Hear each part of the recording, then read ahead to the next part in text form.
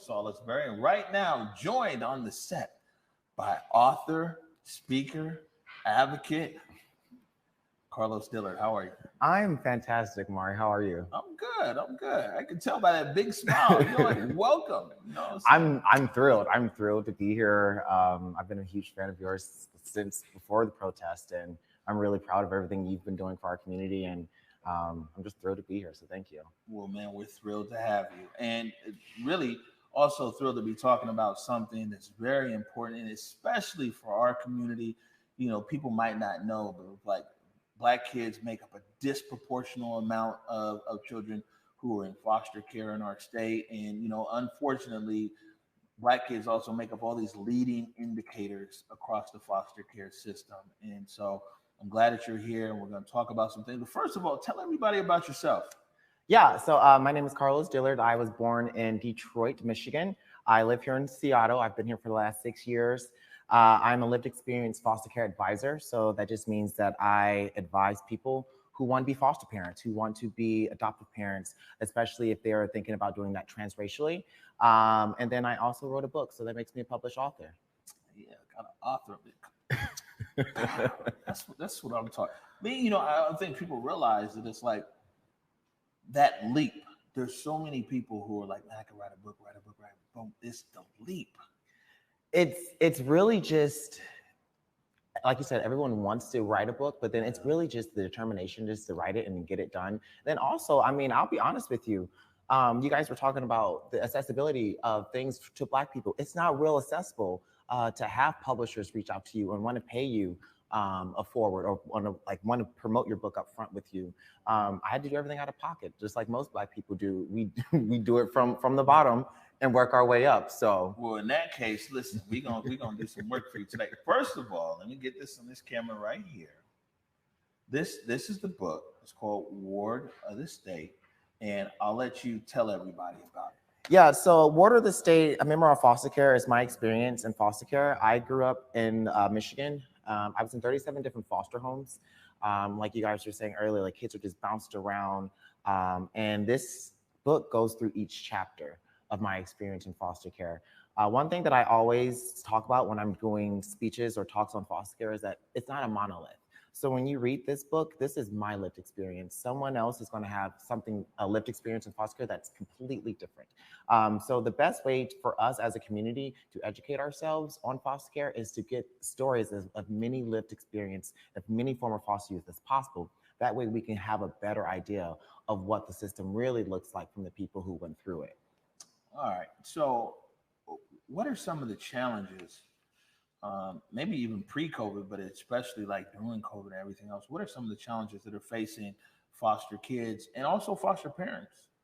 Well, right off the bat, even before COVID, you know, we had a huge issue with the amount of children in foster care. A lot of people would think that people just can't take care of their kids. And when you look at it, foster care it's set up systemically, just like a lot of things and a lot of issues in our country. So we need to address systemic oppression, systemic racism. We need to address why can't parents get jobs? Why are people making less than $40,000 a year in a city that's the medium average income is $100 and something thousand a year? Those things all contribute to foster care. And then when we actually get into the actual system of foster care, people think that foster care is set up to save children or they become foster parents because they want a family. And that's not what foster care is. I focus on 3 R's when I'm talking about foster care. The first one is reunification. Foster care, the most important thing in foster care is to reunify that child with their family. The second thing is to rehabilitate that family, whether it be financially rehabilitate them or medically rehabilitate them if they have some type of drug issue. And the third thing that you have to work on and look at is resources. As our community, we need to push resources, personal resources and community resources to organizations who support foster youth and former foster youth like myself. We need resources so we can go out there and push and make sure that people know the truth about foster care. So those are the 3 R's. And if we do that as a community, we can overhaul the whole system as a whole. Right. And I know that one of the things that we had talked about last year was that there's so many children in the foster care system and not enough foster homes or foster parents that children from Washington State were actually being sent out of state to this whole other, it wasn't quite a detention center, but wasn't quite like a place for children to prosper and grow either. And it was a big push on the head of DSHS and Governor Inslee. I think the push was like, bring our children home. You would be surprised how many kids actually end up in juvenile. I was in juvenile for no reason of my own. I didn't break any laws. I didn't get in trouble. It was simply because they ran out of foster homes. In Seattle, in Washington State, we have about 10,000 kids who are currently in foster care.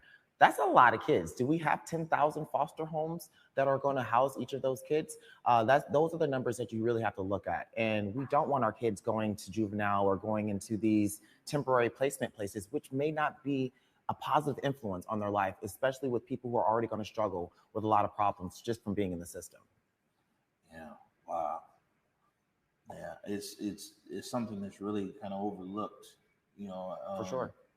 The whole issue around foster care. Now, let me ask you this though, just circling back around, when you said that a lot of times people, they don't realize some of the ways that people are in foster care. Sometimes people assume people don't want their kids, or their kids are abandoned, or it's orphans or stuff like that. But there's all kinds of different routes where people actually end up in foster care. And maybe you can talk about some of those. Yeah, a lot of people have the assumption that kids end up in foster care because their parents didn't want them or there was a drug issue. When in reality, the number one reason why kids are in foster care is neglect.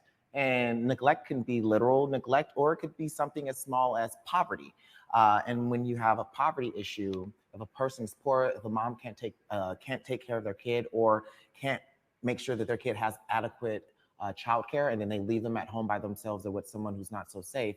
That's what a majority of the kids end up in foster care. Not saying that all, but like I said earlier in our conversation, it's not a monolith. You can't really pinpoint on one thing or one reason why kids end up in foster care. And that's what we don't want to really focus on, why they end up in foster care. We really want to focus on is how to get them back with their family. And if that's not possible, what's the best outcome for their situation? Okay. What do you want people, you kind of touched on it earlier about it being your journey, Ward of the State, but what do you want people to take away from your book after they read it? What I want people to take away from this book is that, I guess my thing is the story of the boy the world forgot, but he survived. I want people to take away that after the kid turns 18, these are adults. These are still people with stories. We focus on the youth when we actually have hundreds of thousands of former foster adults like myself who are out here, who are struggling, who have the answers to fix this system. When you read this book, I want you to go and I want you to wonder, who else has a story? I want to hear their story. I want to see what's different. When you read this book, I want you to understand that this little boy survived some of the harshest things that a human can survive. But that was just my story. There are over 400,000 yearly other books that should be written just like this. And that's really what I wanted to hit home when writing this book. All right. So quickly, why don't you tell us, and you can look in that camera right there. Okay. I don't know what camera. So I want you to look in that camera right there. First of all, tell people what are some of the things the community can do to be able to support foster kids, foster parents, foster homes? So foster youth are at the most at risk in our own community. So if you're here in Seattle, there are a lot of things that you can do. You can reach out to organizations like Treehouse. They have annual fundraisers. They have things that they can do like backpack drives. You can donate your time to them. You can also become a CASA worker. That's a court-appointed special advocate. That's pretty much a person who talks on behalf of a child. If you don't want to dedicate your time to become a full foster parent, you become a respite home where you're just like a weekend vacation spot where kids can get a break. There are tons of things that you can do to help foster children, especially in your community. But it just takes that step. Like right in the book, you have to take the first step. Everyone wants to help, but what are you actually going to do, and what actual actionable steps are you taking to make a difference for former and current foster youth in your communities? All right, we're gonna let you stay right there in that camera, and we're gonna let you promote your book here. Tell people how they can get up with that and get up with you. Yeah, so my book is called Ward of the State: A Memoir of Foster Care. You can purchase it wherever books are sold: Barnes & Noble, Amazon. It's on Kindle. The audio version will be out by Christmas.